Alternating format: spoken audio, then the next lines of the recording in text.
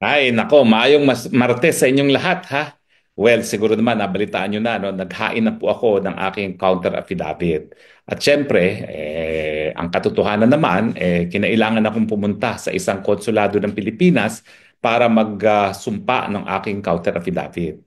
Ang batas po, o yung Rules of Procedure, ay nagsasabi na kinakailangan sumpaan ang counter affidavit sa harap ng piskal o di naman kaya kahit sinong public officer na merong otoridad na mag-administer ng oath. Kaya po in-administer yung oath ko sa isang vice consul dito po sa Konsulado ng Pilipinas sa Abu Dhabi.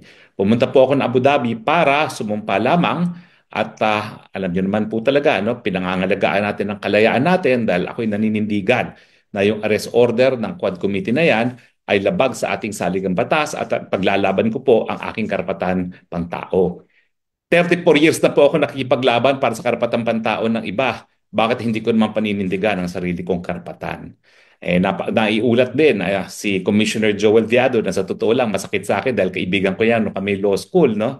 Magka-contemporary po kami sa law school ay maghahain daw ng kaso laban sa akin, no? Ewan ko po kung anong kasong isasampa niya. Wala po akong hold departure order, no? Wala pong korte na nagbabawal sa aking kalayaan. At yung kaso nga po ni Apo Marcos Sr., no, kinilala na lahat ng Pilipino ay merong kalayaang magbiyahe, umalis at bumalik ng bansa, the right to travel, no? So hindi ko po alam kung ano yung krimen na sinasabi nila, no? Anyway, alam niyo po talaga na iting kopong-kopong pa yung immigration law natin, no? Commonwealth Act pa yan. Yan talagang dapat ripasuhin na, no? Pero hanggang ngayon, hindi pa nariripaso. Naninindigan po ako na ang right to travel ay kalayaan. Habang wala po akong hold departure order, walang kahit sinong po pwede maghimasok sa aking karapatan na magbiyahe. Now, anyway, ano pong pag-uusapan natin? Well, alam nyo, naghain ng complaint, ng impeachment complaint, ang mga ah, dilawan. Nakakalungkot po, no? Kasi ito talaga yung ebidensya ng Dilawan, mga Laila de Lima, ang Liberal Party, Akbayan, ang Magdalo, lahat po sila nagsama-sama na kay Marcos Jr. para talagang labanan ang sambayan ng Pilipino. Take note po sa tingin ko po hindi ito laban ng Duterte at Marcos. Ito po ay laban ng sambayan ng Pilipino dahil mali pong nangyayari ngayon sa ating bansa. Meron pong presidente na inaaksuhan na gumagamit ng pinagbabawal na gamot. Hanggang ngayon, hindi po pinasisinungalingan. Hindi naman siya gumagawa ng kahit anong hakbang para mapasinungalingan din yung paratang sa kanya, gaya ng pagkukuha ng hair follicle test. Napakatindi po ng problema pagdating sa walang tigil na pagtaas ng presyo ng bilihin, kakulangan ng trabaho at mababang sweldo. Ang Kongreso ginugugol ang panahon sa mga investigasyon na talaga namang ang intensyon ay durugin lamang ang dating Presidente Duterte, ang kanya anak na si BP Sara at ang kanilang mga kaalyado, kasama na ako doon. No? Tama ba yun? Inaasahan natin ng Kongreso ang magbibigay ng pulisiya para lutasin ang ating mga problema, inuubos ang panahon at resources para sa politika. So ako po'y naninindigan na yung impeachment complaint po yan, kabahagi talaga yan sa mulat mula nung plano ng Marcos administration na manatili sa kapangyarihan. Dahil alam naman natin na kahit anong gawin nila, kahit anong putik ang ibato nila kay BP Sara, siya pa rin ang nangunguna sa mga surveys kung magkakaroon ng eleksyon ngayon. Mantakin nyo, kung naniniwala ang tao dun sa putik na binatunan nila kay Inday Sara, nangungulelat na ngayon dapat si Inday Sara, gaya ng nangyari kay BP Binay noon. Pero wala kasing katunayan doon sa binabato kay BP Sara ngayon. Yung kay BP Binay, nagkaroon tayo ng mga videos no nung mala Disneyland na property sa Batangas. Ibig sabihin, hindi ko alam kung talagang nangurakot si BP Binay, pero marami talagang property na hindi natin maintindihan kung paano na-acquire. So sa tingin ko, hindi lang paninira yung nangyari. Kung hindi, kasi meron din talaga siyang dapat i-explain sa taong bayan. Kaya gumana yung paninira. Pero kay BP Sara, ano namang ibabato mo sa kanya na graft and corruption? Anong ebidensya ninyo? Ako po ang testigo, nagpunta ako doon sa bahay ng tatay niya sa Davao. Tatapatin ko po kayo. Hindi ako pwede tumira doon. Ay nako, malungkot po. Siguro po ako ay medyo creature of comfort pero hindi po ako mapaniwala na isang tao na naging presidente ay doon nakatira. Ganun pong kahambol ang tirahan ni dating Presidente Rodrigo Roa Duterte at ganyan din ang pamumuhay ni Inday Sara Duterte. Wala po siyang bahay dito sa Maynila, siya ay nangungupahan lamang. Sa totoo, sa magandang subdivision, pero yung bahay na nakuha niya, inaanay. Nakarating na po ako doon.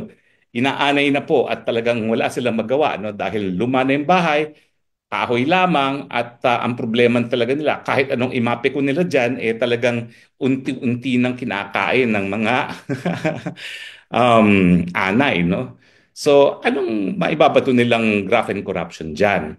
Ngayon, lilinawin ko po, ngayon lang lumabas yung COA report para sa 2022 kung saan ginamit yung 125 confidential fund na iniimbestigahan ng Kongreso. Eh, alam niyo ba ho ang laman ng COA report? Nagkaroon po ng unqualified opinion.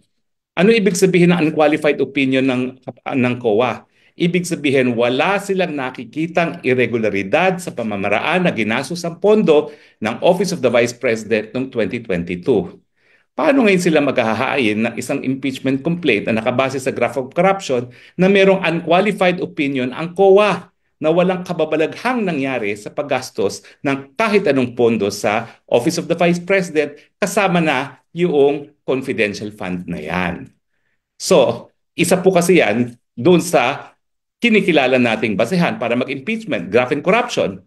Pero dahil ang COA po ang talagang ahensya ng gobyerno na binigyan ng kapangyarihan sa ating saligang batas, hindi lang sa ating mga ordinaryong batas para pasiguraduhin na ang paggastos ng pondo ng mga taong gobyerno ay sang-ayon sa batas. Yang unqualified opinion na yan dapat kilalanin hindi lamang ng hukuman kundi ng impeachment court din. Dahil hindi naman po pwedeng si Luistro at si Abante at si Fernandez ang magsasabi na mali ang pagkagastos o kaya yung Chua na mali ang pagkagastos ng confidential fund.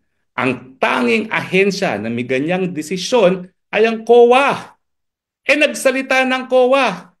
So ano pa ngayon ang ginagawa nyo dyan? Ibig sabihin, itong oras na ginugol at saka yung pera na ginugol para sirain si VP Sara ng Committee on Good Government, wala, baliwala. Kasi binura lahat ng kahit anong aligasyon ng maling paggasto sa confidential fund sa pamamagitan ng paglabas ng unqualified opinion. Yan po ibig sabihin ng unqualified opinion. Siguro po itong unqualified opinion ay talagang patunay na mga investigasyon na ginagawa ng Kongreso ay para siraan lamang ang mga Duterte. Bakit? Kasi nga gusto nila Marcos forever. Ang pagkakamali nating mga nabudol ay mukhang genetic. Yung kagustuhan ng mga Marcos na manatili sa kapangyarihan, magpasasa sa pwesto at lumabag sa karapatang pantao. Mukhang genetic. Ayaw ko sanang sabihin yan eh. Di ba noong eleksyon, dinidepensahan ko pa nga si Bongbong Marcos Jr. na sinasabi kong kasalanan ng ama, hindi kasalanan ng anak. Pero ngayon, mukhang genetic po talaga. Kung ano ang puno, siya din ang bunga. Hindi naman po pwede nga daw na magbunga ng mangga ang puno ng santol. So yan po ang lesson sa ating kasaysayan. Ang um, pagnanasa na manatili sa kapangyarihan forever, ang pagnanasa sa kaban ng bayan ay talaga pong nasa pagkatao ng ilang mga pamilya. Pero ang mabuting balita po ngayon, wala na po silang maibabato kay BP Sara. Dahil yung unqualified opinion na yan, that is a period to all controversies. Balikan nga lang nga natin yung sinabi ni Ombudsman Martires nung siya nagtestigo sa House, no, para sa budget ng Ombudsman's Office. At ang sabi niya talaga, kaya nga confidential fund yan eh. Hindi yan dapat dinidiscuss. Kaya nga may mga code name ang mga kumukuha ng confidential fund, hindi dapat makilala kung sino sila. Di ba kayo nanonood ng mga television series o kaya movies na talagang kapag ikaw ay secret na merong mission, hindi ka nagpapakilala kung sino ka. Pero yung clean off, yung kumbaga ang unqualified opinion is a certification. Walang anomalya sa paggastos ng pondo. Ngayon, kung sasabihin natin na mali yung confidential fund na walang actual liquidation, abay, habulin natin lahat ng may confidential fund. Ang pinakamalaking confidential fund ng Office of the President, 4.5 billion pesos. Oo nga pala ha, pinupuntirya rin nila yung 40 million pesos na di umano ay travel expenses ni Inday Sara. Sa tingin ko yung um, taon na nakalipas na 2023, no? Bakit kayo magrereklamo? 40 million, number 2 official of the land. Ikumpara nyo kung magkano hinihingi ngayon ni Marcos Jr. for travel. 1.04 billion pesos. Yung mga biyahe ni Inday Sara, lahat po lokal. Kasi may mga satellite offices siya at umiikot siya at tinitignan niya ang kondisyon ng ating mga kababayan. Unang beses siguro na ginawa talaga ng Vice President na nagkaroon ng satellite offices para hindi na pupunta sa Maynila ang mga nangangailangan. Siya nang nagpunta doon sa mga nangangailangan. O ayan, tinanggal nga sa budget ngayon. Sa panahon naman na nakikita natin na hindi naman kaya talaga ng DSWD magbigay ng ayuda sa mga nangangailangan pag meron talagang aberya. Ang ginawa nila sa pagtanggal ng mga ayuda na pinamimigay ng Vice President, binawasan nila yung kakayahan ng gobyerno na magbigay ng tulong sa panahon na aberya. Ganong ang ating karanasan ay talagang hindi kaya na DSWD lamang. Eh, ang mga politiko naman na namimigay ng ayuda, unang-una, yan ang illegal. Kasi sabi ng kaso dun ng Korte Suprema, sa kaso na ako mismo naghain, yung Belica versus House of Representatives, ang trabaho ng mga mambabatas magpasa ng pantaunang budget. Pag naipasa na yung pangtaunang budget na yan, wala na sila dapat kinalaman sa implementasyon. Kaya nagtataka ako bakit ang daming EPAL namimigay ng mga ayuda, and yet sabi ng Korte Suprema, yan nga po ay wala na sa puder ng mga mambabatas.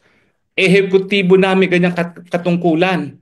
At ang Vice Presidente po, kabahagi po yan ng ehekutibo. Ibig sabihin, ang pamimigay talaga ng ayuda kasama po sa katungkulan ng Vice President bilang kabahagi ng ehekutibo. Well, ang akin lang naman po, kaya tayo nagsuspokes hour, para magkaroon kayo ng karagdagang kaalaman sa batas nang maintindihan nyo yung mga issues na hinaharap natin ngayon. So kung ang issue ay nangurakot daw si Inday Sara ng 125 confidential fund, ang sagot, dahil sa COA report na merong unqualified opinion, wala pong katotohanan yan. Humanap na kayo ng ibang issue pa kay VP Sara, pero hindi nyo masasabi na siya ay kurakot. Which is also the same na masasabi mo kay dating Presidente Duterte. Ang patunay na walang issue pagdating sa korupsyon ang dating Presidente Duterte, tignan niyo po ang kanyang tirahan hanggang ngayon. I rest my case. Maraming salamat po sa inyong patuloy na pagtangkilik, ha? At maraming salamat po sa inyong patuloy din na suporta. Nakakataba po ng puso na bagaman tayo po ay malayo sa ating inang bayan, malayo sa ating mga mahal sa buhay, at pinaglalaban ang ating karapatan at ang ating prinsipyo, nakakataba po ng puso na napakadami sa inyo ang nabibigay ng suporta. Hindi ko po sana kakayanin itong mga pagsubok nito kung wala kayo dyan. Sinusuportahan tayo at nagsasabi, laban lang. So, para po sa pagtapos ng Spokes Hour ngayong araw, marami po tayong pagsubok, kababayan. Laban lang tayo. Ito po inyong spokes ng bayan, Harry Roque, nagsasabi, I love you, Philippines. You're the only country that I have. You're the only country that I love. Bye!